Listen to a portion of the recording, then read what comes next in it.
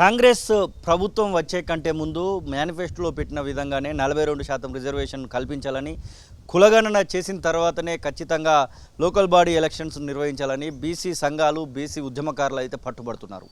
ఈరోజు భారీ ఎత్తున వారికి సంబంధించినటువంటి ఒక తీర్మానాన్ని కూడా చేయబోతా ఉన్నారు. మనతో పాటుగా ప్రొఫెసర్ శేషు ఉన్నారు. ఆ తర్వాత బీసీ ఉద్యమకారుల జేఏసీకి సంబంధించి రాష్ట్ర అధ్యక్షుడు గణేష్ కూడా ఉన్నారు.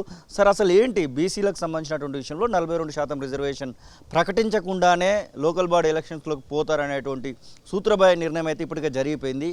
కాంగ్రెస్ పార్టీ ఎలాంటి పరిస్థితులు ఎదుర్కోబోతోంది ఒకవేళ అలాంటి ఎలక్షన్స్ జరిగితే? కాంగ్రెస్ పార్టీ తెలంగాణ శాసనసభ ఎన్నికలకు ముందు ఒక 5 డిక్లరేషన్లు చేసింది. 5 డిక్లరేషన్లో కామారెడ్డి డిక్లరేషన్, బీసీ డిక్లరేషన్ చేసింది. బీసీ డిక్లరేషన్ చేస్తున్నటువంటి సందర్భంలో చాలా స్పష్టమైనటువంటి హామీలు బీసీ సమాజానికి కాంగ్రెస్ పార్టీ ఇచ్చింది కాబట్టి వాళ్ళ కాంగ్రెస్ పార్టీ తెలంగాణ రాష్ట్రంలో బలమైనటువంటి బీఆర్ఎస్ పార్టీని ఓడించి అధికారంలోకి రాగలిగింది. ప్రధానంగా వాళ్ళు ఇచ్చినటువంటి హామీలు, డిక్లరేషన్లో ఇచ్చినటువంటి హామీలు ఏంటి అంటే, కులగణన చేస్తాము తెలంగాణ రాష్ట్రంలో కూడా అనేటటువంటిది మా జాతీయ కాంగ్రెస్ తీసుకున్నటువంటి అభిప్రాయము, నిర్ణయం కూడా అదే. మేము ఇక్కడ చేస్తామని ఒకటి చేశారు. తర్వాత ఈ 5 సంవత్సరాల కాలంలో మేము బీసీల సంక్షేమం కోసం 1,00,000 కోట్ల రూపాయలు ఖర్చు పెడతామని చెప్పారు. అంటే ప్రతి సంవత్సరం 20,000 కోట్ల రూపాయలు బడ్జెట్లో కేటాయిస్తాం, బీసీ సప్లాన్ కూడా ఇస్తాం అనేటటువంటి ఒక ప్రామిస్ చేస్తూ, మరి ముఖ్యంగా ఏం చేశారనంటే, ఎట్లాగో చట్టసభల్లో బీసీలకు రిజర్వేషన్ లేవు కాబట్టి ఇప్పుడు స్థానిక సంస్థల్లో బీసీలకు రిజర్వేషన్లు ఉన్నాయి, మేము స్థానిక సంస్థల్లో బీసీ 42% రిజర్వేషన్లు ఇవ్వడానికి కట్టుబడి ఉన్నామనేటటువంటి ఒక ప్రధానమైనటువంటి హామీలు ఇచ్చారు. కాబట్టి ఇవాళ కాంగ్రెస్ పార్టీని బీసీలు నమ్మారు, తెలంగాణ రాష్ట్రంలో అధికారంలోకి తీసుకొచ్చారు. అయితే ఇప్పుడుకే తెలంగాణ రాష్ట్రంలో ఉన్నటువంటి 12,769 గ్రామ పంచాయతీల యొక్క కాలపరిమితి ముగిసిపోయింది. ఫిబ్రవరి మాసంలోనే ముగిసిపోయింది. కాబట్టి ఇప్పుడు ఎన్నికలు పెట్టాల్సినటువంటి సందర్భంలో కాంగ్రెస్ పార్టీ అధికారంలోకి వచ్చిన తర్వాత ఒక జీవో ఇచ్చేశారు, కులగణన చేస్తామని చెప్పారు. కానీ ఆ కులగణన అట్లనే పెట్టేశారు. కానీ ఇప్పుడు స్థానిక సంస్థల ఎన్నికలు జరపాల్సినటువంటి అవసరం ఉంది కాబట్టి, మేము స్థానిక సంస్థల ఎన్నికలు జరుపుతున్నాం కాబట్టి కులగణన ద్వారా కాకుండా ఓటర్ లిస్టు ఆధారంగానే మేము ఇవాళ బీసీలను లెక్క పెడతామని చెప్తున్నటువంటి సందర్భంలో ఇవాళ ఎన్నికలకు ముందుకు వెళుతున్న సందర్భం కాంగ్రెస్ పార్టీ. అయితే మా ప్రశ్న ఏంటి అనంటే, మీరు కులగణన చేయండి, లేకపోతే ఓటర్ లిస్ట్ ఆధారంగా బీసీల సంఖ్యను ఎట్లయినా తెలుసండి, మాకు సంబంధం లేదు. కానీ మీరు ఇస్తానన్నటువంటి 42% రిజర్వేషన్ ఇచ్చి ఎలక్షన్ పెడతారా, లేకపోతే పాత 34% ఇవ్వగలుగుతారా, లేకపోతే ఇప్పుడు ఉన్నటువంటి 23% ఇవ్వగలుగుతారా? స్పష్టం చేసి మీరు ఎన్నికలకు రావాల్సినటువంటి అవసరం ఉంది. లేకపోతే బీసీలను మభ్యపెట్టినట్టు అవుతుంది, బీసీలను మరొకసారి మోసం చేసినటువంటి అంశం అవుతుంది. కాబట్టి ఇవాళ నా ప్రశ్న ఏంటి అంటే, 2019లో జరిగినటువంటి లోకల్ బాడీ ఎలక్షన్స్లో మీరు ముఖ్యంగా గ్రామ పంచాయతీ ఎన్నికల్లో కానీ, జెడ్పీటీసీ ఎన్నికల్లో కానీ, ఎంపీటీసీ ఎన్నికల్లో కానీ బీసీలకు గతంలో ఉన్నటువంటి 34% రిజర్వేషన్ ఇవ్వలేకపోయారు. కారణం ఏంటది? ఎస్సీ ఎస్టీ రిజర్వేషన్లను 29% పెంచటం, 27% పెంచటం వల్ల మీరు మాకు 34% రిజర్వేషన్లు ఇవ్వలేకపోయారు. మరి ఇప్పుడు మీరు ఏం చేయబోతున్నారు?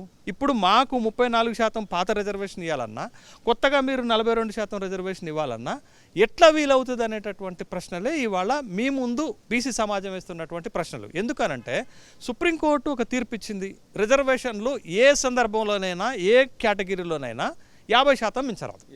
మరి ఇప్పుడు మీరు తెలంగాణ రాష్ట్రంలో ఎస్సీ ఎస్టీలకు స్థానిక సంస్థల్లో రిజర్వేషన్లు 27% ఇస్తే మిగిలిన 23% కదా మీరు మాకు ఇచ్చేది. ఇప్పుడు ఆ 23% 2019లో కేసీఆర్ ఇచ్చిండు కదా.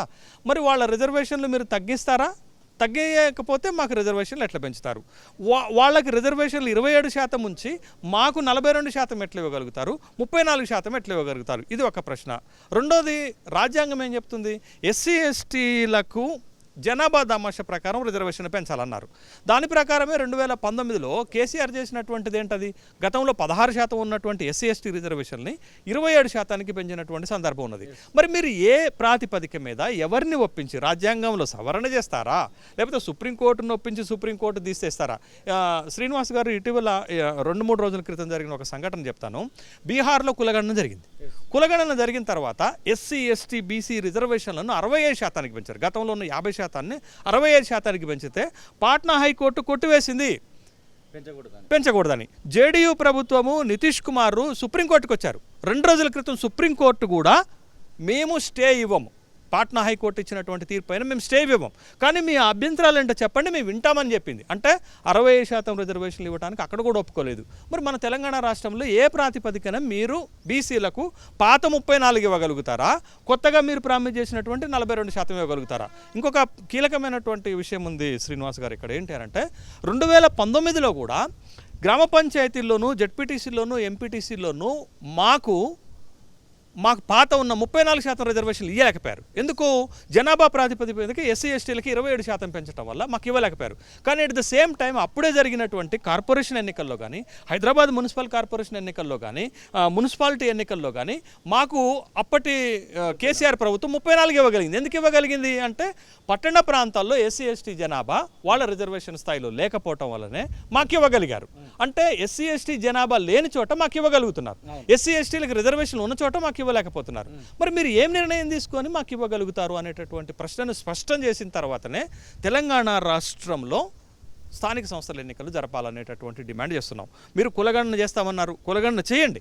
ఇంకొక 4 నెలలు 5 నెలలు లేట్ అయినా పర్వాలేదు, కానీ మీరు కులగణన చేయాలి. కులగణన చేసిన తర్వాత మా వాటా ఎంతో తెలిసిన తర్వాత మాకు 34% ఇచ్చిన అభ్యంతరం లేదు, మీరు హామీ ఇచ్చినటువంటి 42% ఇచ్చినటువంటి అభ్యంతరం లేదు. మీరు ఏ ప్రాతిపదిక మీద ఇస్తారో చెప్పి వాళ్ళు ఎన్నికలకు రావాల్సినటువంటి అవసరం ఉందని డిమాండ్ చేస్తున్నాం. అసలైన తొలి వెలుగు. ఫాలో వాట్సాప్ @తొలి వెలుగు అఫీషియల్.